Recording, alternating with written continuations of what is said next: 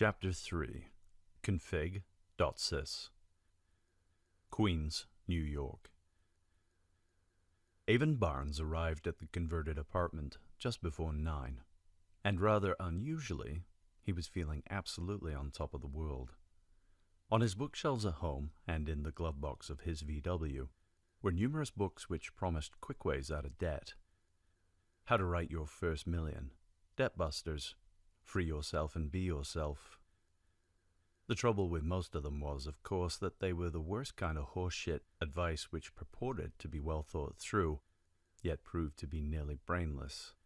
Solutions which were claimed to work for everyone, but were available only to a tiny minority, mostly the people who didn't have such problems as crippling debt. No, by far the best solution Avon found was to simply go out and win himself a whole bunch of money. 3 horses in a row had come home for him, and on this Wednesday morning, the world seemed a cheerier, brighter, more colorful place to live. It was easier to work, to live, hell to breathe in and out without that monkey constantly nagging at him. He was freed to focus on work, on pushing forward with his career and his next hack, to think about Fiona for all the good it did him, and to spend time constructing his contributions to the artwork his team was about to create. It would be a thing of elegance, they had agreed. Absolutely no slop would be permitted. It wouldn't carry a signature per se, but it would bear the hallmarks of great care and wisdom, of an attentiveness to detail and fluidity of design. They were working on the Mozart's 40th Symphony of bank hacks. The whole team was assembled by 5 past the hour, unheard of and a great boost to their efficiency and morale. Grigori hadn't even read the riot act about punctuality.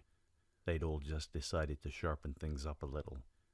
The Russian gave his team the first 40 minutes of the day to clear personal email, make notes on overnight ideas, and prepare for the meeting.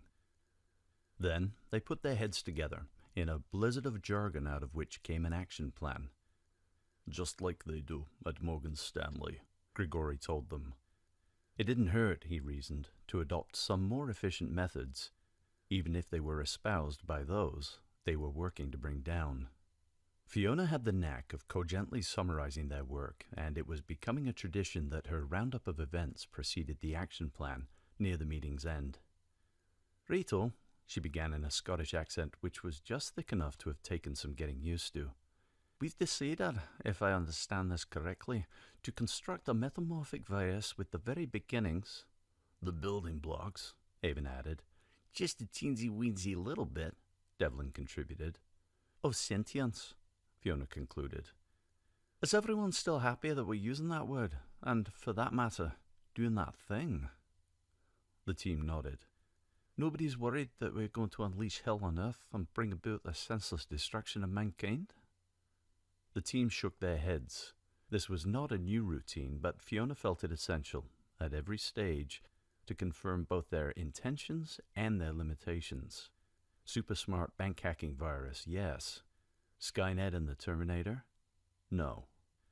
Okay, using the sentience or an innate ability, she spelled out, to develop its own code based on the environment in which it finds itself, a virus will...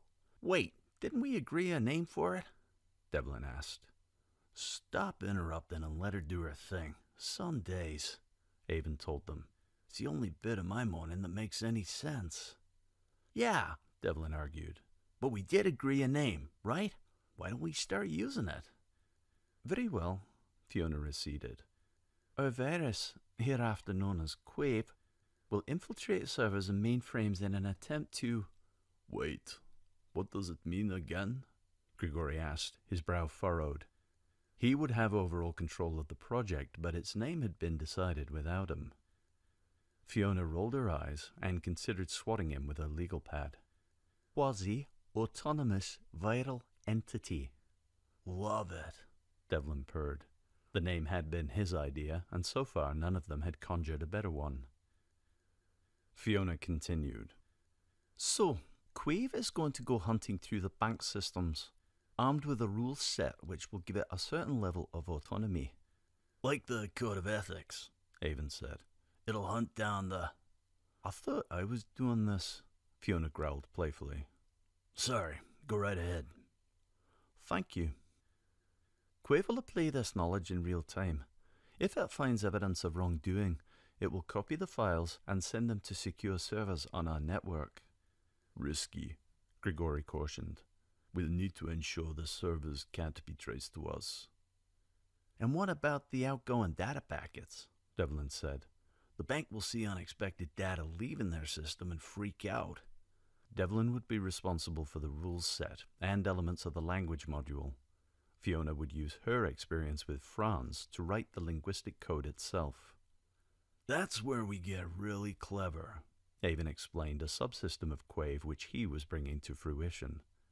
It looks like regular employee email. It even uses an address which looks exactly like that of a real employee. Truly indistinguishable, unless you're a genius. Like you? Devlin prompted. Avon's reaction was to put his feet up and light a cigarette. Okay, so we've got secure data export from Avon. A virus which thinks for itself, thanks to Devlin. What else do we need? Fiona asked. By way of an answer, Grigori pointed at the speaker above her workstation. We need Franz, only he'll need a gigantic upgrade. I was hoping you'd say that, Fiona grinned. This was her true area of expertise, the science of deep learning, which was progressing quickly enough and showing sufficient potential to truly warrant the capitalization, would be harnessed in order to transform a simple, administrative bot into a fully fledged linguistic processor. Quave would be designed as a virus large enough to carry its own language learning toolbox, which would flesh out and fully realize its onboard linguistic intelligence. The longer Quave spends in the bank's systems, reading their emails and reports, the greater its ability to digest that information, Grigori promised. Or any system, Fiona told them. Franz has been learning plenty, just listening to us and reading my emails for me. Devlin winced. Oh, the poor machine, subjected to such smut and degeneracy. He was asking for, and received, yet another crack over the head with Fiona's legal pad, but it barely broke his flow. Within a week or two of inception, Devlin said, using by far his favorite word for the moment of Quave's entry into the bank systems, Quave will be reading at a human level. Or higher, Grigori boasted. Sure, Devlin said. Anything it sees will then be open to real-time analysis and comparison with its onboard benchmark protocols. Leak the code of ethics? Fiona asked. For a start, then there's banking regulations, the Dodd-Frank Act, all the new stuff going through Congress right now. Everything, Avon said. Quave will become a policing mechanism designed specifically to understand and unveil illegal banking practices. A financial RoboCop, if you will, Devlin tried. I won't, Grigori replied. A super sleuth. The Sherlock Holmes of the banking world, Fiona said next. Something to be proud of, guys. And then, Devlin prompted, but couldn't resist answering his own question. Then we'll have more dirt on more crooks than any hacker could ever dream of. Fiona was just as enthused. The financial system itself will be at our mercy, she said grandly. Take it easy, Grigori reminded them. One step at a time. But they all allowed themselves to daydream at that moment about just what Quave might be able to achieve. Full disclosure across the board, an end to corrupt banking practices, the illegal relationships between banks, criminals, lawyers, and politicians. Quave would offer nothing less than the fullest realization of what they all sought. Revolution. Back Bay, Boston, Massachusetts. The humidifier article was completed, proofread and spell-checked, sent to a grateful Cal, and promptly forgotten. The same could now be said of a string of such pieces, detailing the inner workings of smoke alarms, meditation apps, and those machines which made sounds designed to send you to sleep. There was a certain welcome consistency there, even if it was just how cheap and meaningless each of them made Ralph feel. It paid the rent, that was the best he could claim. Cal actually paid his people more than the average, perhaps as an aid to staff retention, but Ralph sometimes felt as though his boss simply felt sorry for him. In either case, Ralph had muzzled his own impulses to bring up the Singularity article on a number of occasions. The time wasn't yet ripe, he knew. Boston's weather grew worse, as it always did in November, with sleet and snow competing to see how miserable they could each make the city's huddled inhabitants. Ralph reduced his commutes out to Newton, a 50-minute trip from door to door, until he was visiting the mothership only once a week.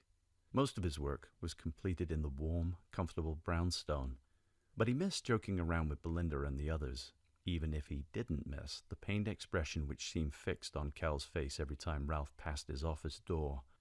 It can't be easy sailing a ship which might sink at any moment. Instead, he had time at home to work on the Singularity article. He thought of it more and more as a book nowadays, and to read around the subject. During the previous few weeks, he'd devoured volumes on artificial intelligence, cyber warfare, and computer security.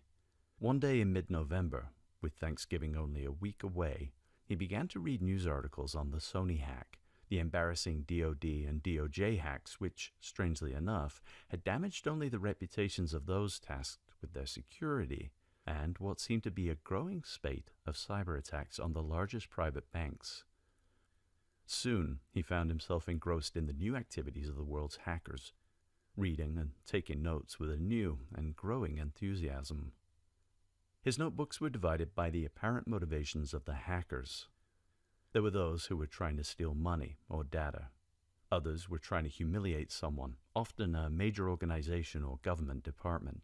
But then there seemed to be a small subset which never made money, courted only a modicum of approbation, and focused instead on the elegance of their hack.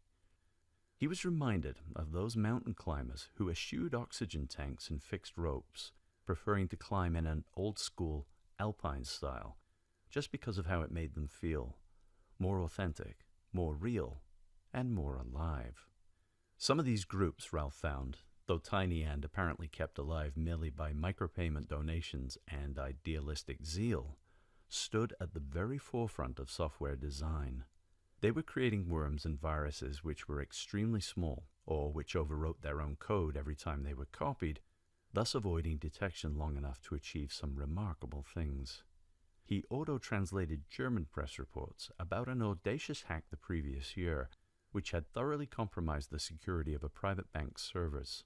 A worm had moved swiftly through the secure files, copying everything to a remote email address, and revealing that Courtois, a supposedly reputable family-run bank, was in bed with some of the seediest elements of Swiss society. Heads rolled. The bank was eventually broken up and sold off, and the hacking community quietly celebrated a victory for one of their own. Even if the true culprits were still both anonymous and apparently very much at large. They didn't derive any benefit from all that hard work, he told Kim that night as they relaxed in bed. Months of writing and testing code, and then they took an enormous risk by breaking into the bank's servers. Kim had had a long day, but was happy to listen to Ralph's daily findings. She knew that explaining his work to her helped crystallize his discoveries in his own mind. Besides, she was happy to see this new enthusiasm after dull humidifier articles. He was back to being a hungry, furious writer with a plan. I'm guessing the Swedes don't take kindly to that kind of thing, Kim said sleepily. Swiss, honey. You know, mountains, chocolate, long history of providing banking services for people they really shouldn't. Yeah, okay, Swiss, she yawned. So who did it? That's just the thing. No one claimed responsibility, and the Swiss authorities, Interpol, everyone, they just seem to have given up. The perfect crime, Kim said. Pretty cool. Yeah, perfect, except they gained absolutely nothing. You don't know that, Kim told him. They might have been, she yawned again, testing out their latest weapon, trying new things to see if they worked. Well, they worked, Ralph chuckled. The whole bank was taken down by it. He thought for a second. Perhaps that was all the hackers wanted. A bit of schadenfreude and the sense of a job well done. But Kim was dozing off now. He shifted her onto her own pillow and pulled up the sheet to cover her sleeping form before returning to his laptop. People who work for months just to punish a bank for providing services to people they've never met and have no beef with. Idealism coupled with integrity and drive. He began a blog entry, typing quickly as the thoughts formed wholesale in his mind. He conjured an image of a superhero hacker, in caped uniform but with thick glasses, streaking through the virtual sky on his way to ensure truth and freedom. The title came immediately. Is this the century of the vigilante nerd? Queens, New York. Grigori took a moment to stand up, stretch, and pace around their little headquarters. He was proud to note that his team hadn't even discussed taking vacation over Thanksgiving. All four of them had simply turned up as if this was just any other Thursday morning. The 9 o'clock start time was so routine that some days, two or more of the quartet were at their desks before the appointed hour. Only weeks ago, such devotion to duty would have been nearly unthinkable, except in times of crisis, when they would pull all-nighters and drink coffee like it was water. But now it just felt like the right thing to do. Grigori had the ship running well. His people went home for dinner each night and returned the next morning, ready to work. Which was absolutely vital, he knew, because this little team were, without any doubt at all, on the verge of changing the world. It was just after 10, and Fiona was preparing to sum up their meeting in her usual way. As her role expanded, and as the three men could be prevailed upon to clean their own stations and take out the trash, Fiona was becoming a true equal to the others, overcoming barriers of gender and age. Her daily summations were a huge boost, both to her self-esteem and to the management of the team, which retained some of its characteristically fractious immaturity, even as it grew into an artificial intelligence powerhouse. "Right then," she began. "So we calculate that the post-Franz algorithm has a vocabulary of, what now, 60,000 words?" "Something like that," Avon confirmed, checking his notes. "Which is incredible, by the way. We're also pretty sure he can read anything you put in front of him, providing it's not written by a social scientist or someone from the 17th century. "He reads bank regulations like he was born to do it," Devlin agreed, genuinely impressed. "And he's absorbing data direct from the internet. Ask him anything," he said, motioning to the speaker, which had naturally become the software's visible representation. Fiona took up the challenge. "Franz?" "Yes, Fiona. How can I help you?" He even sounded smarter. "Franz, who is the head of security at Marble Streatham, and how many direct reports does he have?" "Martin White has been head of security at MSB since 1994. He has 16 direct reports, including our old friend Mr. Stillman. His personal assistant is Conchita Vasquez." Franz paused for a moment. "I'm pretty sure they're having an affair." The room erupted with laughter. "You, us, are much of the banking industry, Franz, but thanks for sharing," Fiona managed. "Damn," was Grigori's summation. "Is it my turn?" The group nodded. "Franz, tell me about recent repeals of parts of the Dodd-Frank Act." The machine was genuinely on his game. Derivatives regulations were excised from the Act as a result of a rider attached to the 2014 Congressional Appropriations Bill. "And what result has this had?" Avon asked. "Derivatives markets have boomed. There is the renewed threat of over-leveraged banks being damaged by downstream toxicity in the derivatives market." "Is MSB at risk?" Devlin said next. "I need more data," the machine answered. "Thanks for being honest," Fiona told Franz, "but let's have you best guess." "I don't like guesses," Franz objected, "but I'd say that Marble Streatham has an intelligently diversified portfolio and should not find itself at an unreasonable level of risk, should there be a sudden economic downturn or a tightening of consumer spending, for example." "Thanks, Franz. Take it easy for now," Grigori said, using their code for Franz to cease monitoring their conversations. Then he turned to the group. Jesus Christ, you guys. What the hell have we done? The others were looking at Fiona as if she were best placed to sum up the complex. Well, she mused proudly, perhaps I am. We've created a machine capable of forming opinions, judging the relative veracity of information, expressing levels of doubt. He's sounding really human now, isn't he? Avon was smoking by the window. I absolutely love that bird. I don't like guesses.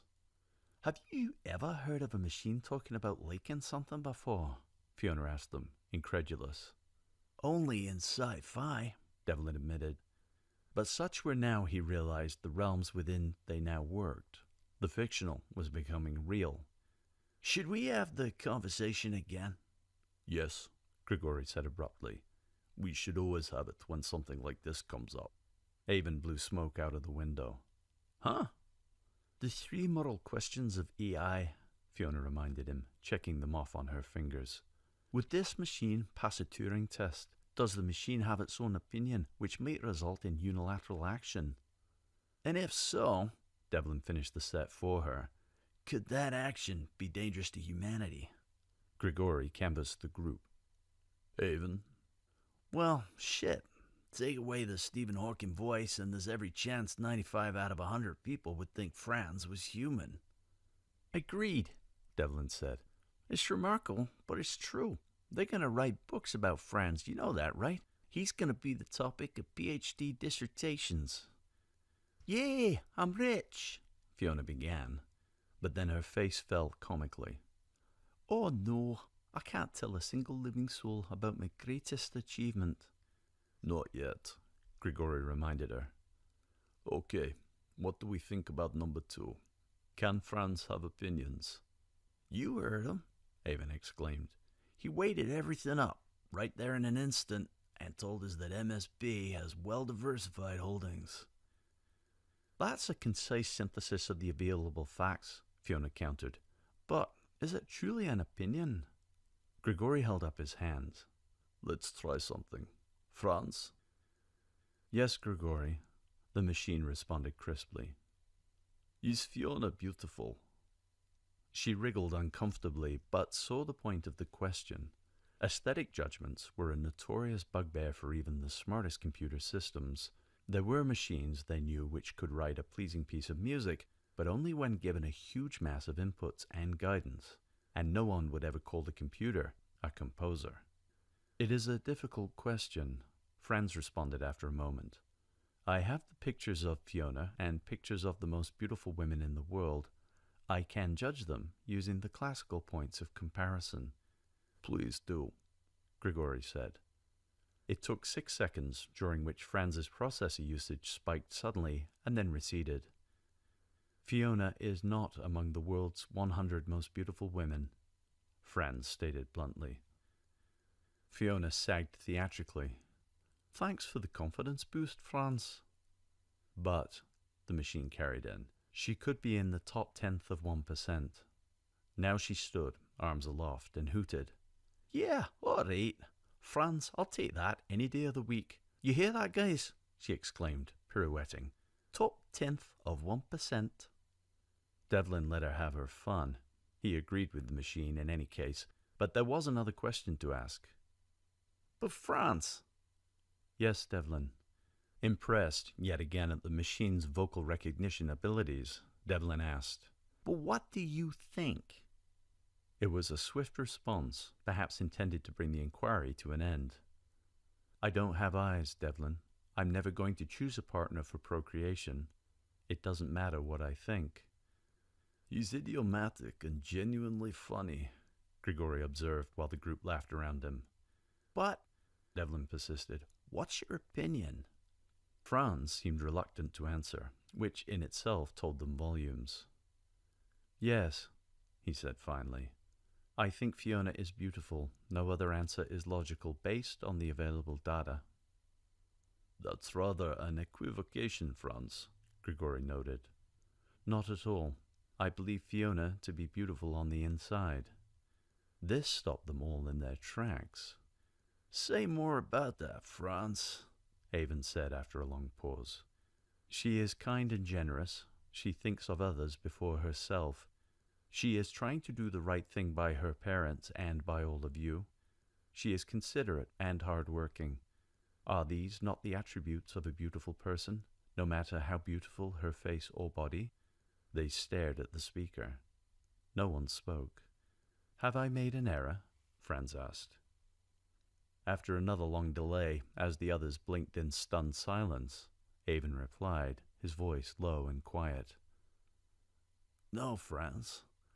I think you're absolutely right. I-95, an hour outside New York City.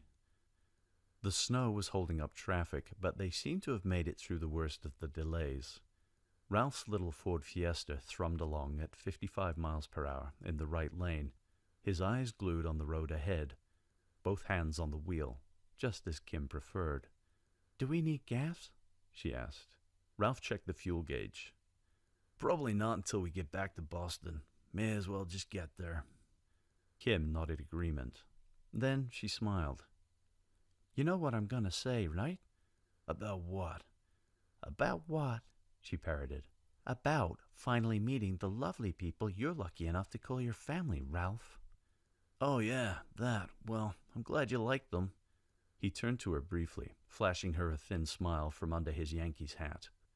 Must remember to take this off before I get back into Massachusetts, or we'll never reach Back Bay alive.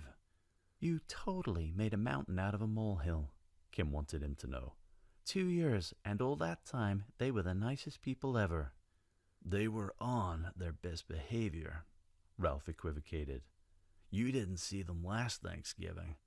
But I genuinely am glad you like them. I left home at 18, as you know, but we're not so different even now. Except I have all my own teeth. I don't watch Fox News 6 hours a day, and I understand that the world extends just a little further than the shores of Staten Island. Your mom is a sweetheart. When she waits until after the guests have left to do her drinking. She thought you were terrific, he said genuinely. And your dad told me the funniest stories from the Marine Corps. You didn't tell me that he served. Because it totally screwed him up. He left out all the stories about his friends getting blown to pieces in Vietnam. He thought you were awesome, too. In fact, Ralph winked, he told me you looked like a supermodel, then immediately backtracked because he thought he sounded creepy. She beamed. Well, he's not creepy to me.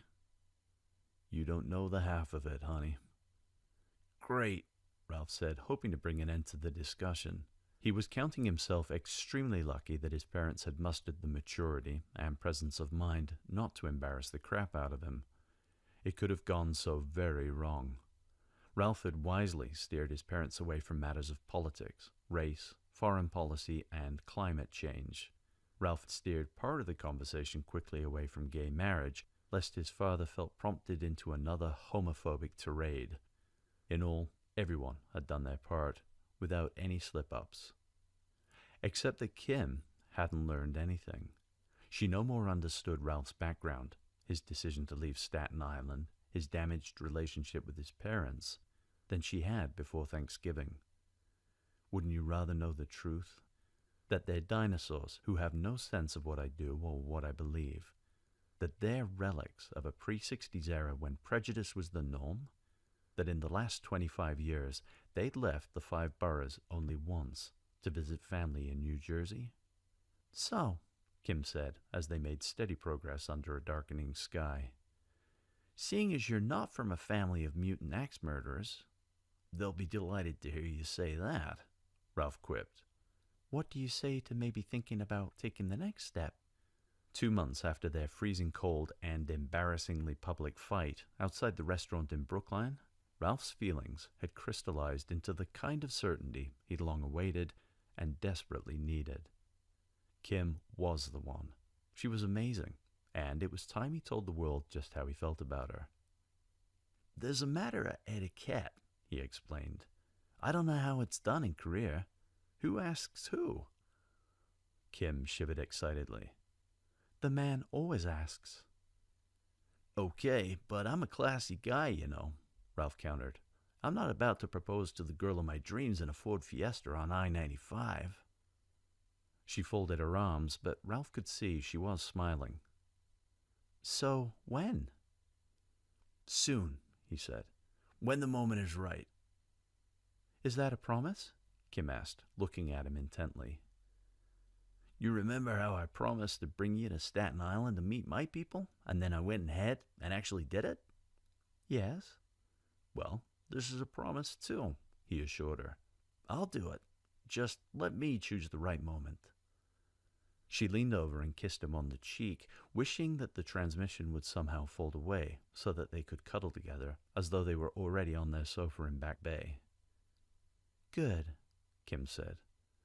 I don't want you getting away from me. I'm not going anywhere, Ralph said. That's a promise too. Queens, New York. On the Sunday after Thanksgiving, Devlin was at his desk at 7:15 a.m. The coffee machine was running, but this early start was connected to a rather different type of stimulant. Devlin logged onto his system, routed his internet connection through a random assortment of a half-dozen proxies, and was delighted to find that Marco Polo was, contrary to some worrying overnight reports, still operational. I do love shopping, he said, using his customized Tor browser to navigate through the site's simple structure, until he found what he was looking for. There was a whole category dedicated to prescription stimulants, and he felt a truly enjoyable flutter down below his navel at having stepped into this controversial arena, anonymous and hidden from any kind of prying eye, with the clear intention of breaking a few laws. A couple of years ago, before such means had become available, obtaining what he needed would have required tedious visits to doctors' offices, intrusive questions, and inane conversation, plus the ludicrous expense he incurred because he felt that health plans were simply for other people. He had self-diagnosed years ago, and since then had become his own pharmacist, sourcing ADD medication from friends and friends of friends. But when those sources dried up, in this case moved out of town or unhelpfully reduced their dose, Marco Polo had quickly become his solution. Let's see, 18 milligrams for under $2 a pill. Not bad, he muttered, clicking through the offerings. His drug of choice for long days was Concerta, a slow-release stimulant encased in a rather sophisticated shell which delivered its boost as a steady, day-long lift. He added 200 to his cart, and then searched for his other favorite, that classic go-to drug for the undergraduate all-nighter, Ritalin. That reminds me, he said to himself, reaching into his jacket pocket for a medicine bottle which contained his day drugs. He tipped the mix of stimulants, antacids, and vitamins into his hand and found the little white circular Ritalin pill, one of only 4 he had left. It was, indeed, high time for a little shopping on Marco Polo. He washed it down with a slug of coffee and returned to his shopping. Before checking out, Devlin added a couple of other drugs, more for entertainment than anything else. Some MDMA and a small bag of magic mushrooms, both from reputable sources, would help him truly enjoy the aftermath of their next successful hack. Then he finished his coffee, logged off Marco Polo, and wrote his to-do list for the day. An hour later, with the Ritalin really starting to kick in, Devlin was coding at breakneck pace. His responsibilities included the slimming down of the payload module, and he was busily writing more elegant and efficient versions of earlier code. It was the ideal task for a Ritalin morning, with few difficult decisions to make. Instead, he was following a clear procedure and had all the resources to hand. Code flew from his fingers. It wasn't until Avon brought him a fresh cup of coffee that he even noticed his friend's arrival. It's all going to come down to size, Devlin said abruptly, thoughts bubbling to the surface in rapid-fire utterances. Quave carries what it needs to learn, but it can take in the data as it travels.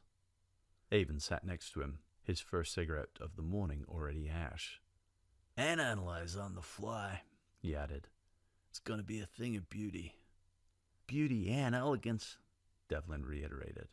Slender code, really pared down to the essentials. The smaller the file size, Avon knew the rest. Tiny files had less chance of being detected and flagged by the antivirus system.